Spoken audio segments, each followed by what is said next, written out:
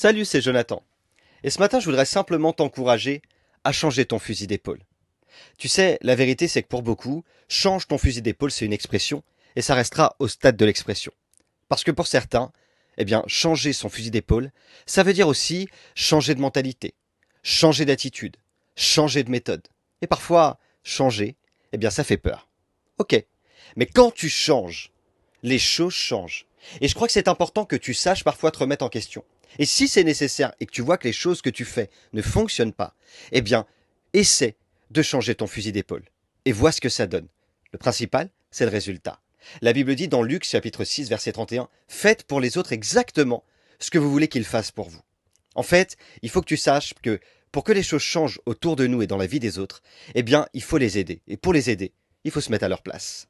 Alors au lieu d'aller au frontal, parce que peut-être que tu as l'habitude d'aller au frontal, c'est-à-dire au face-à-face, tu es un petit peu trop direct, eh bien parfois, essaie de changer ton fusil d'épaule pour tirer le meilleur de chaque situation.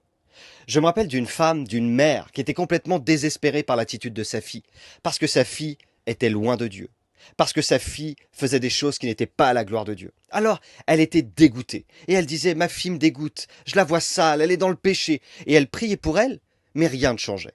Et puis un jour, le pasteur va la conseiller et va lui dire, écoute, au lieu de dire toujours que ta fille est sale, que ta fille va pas, que ta fille est dans le péché, de lui dire qu'elle a un mauvais témoignage, que c'est horrible, tu vas changer ta confession.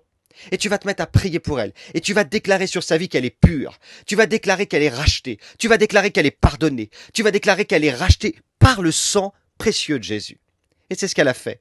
Un jour, pendant qu'elle était en train de prier et déclarer ces choses sur sa fille, à l'endroit où elle était, s'est vue sale.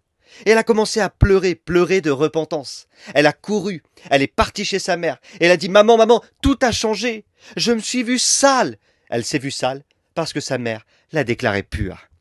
Alors tu vois, changer son fusil d'épaule, parfois, peut faire changer une vie.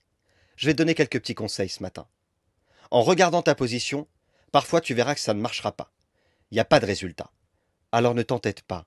Change simplement ton fusil d'épaule. Peut-être que tu voudrais convaincre quelqu'un que tu aimes. Et comme tu voudrais qu'elle change, t'es dur, direct, tu vas toujours au frontal. Mais ça marche pas. Parce que tu l'endurcis davantage. Change ton fusil d'épaule. Jusqu'à maintenant, tu rendais œil pour œil, dent pour dent. Moi, je souffre, alors je veux faire souffrir aussi. Mais jusqu'à aujourd'hui, vous avez assez souffert. Peut-être qu'il est temps de changer de méthode pour voir les choses changer.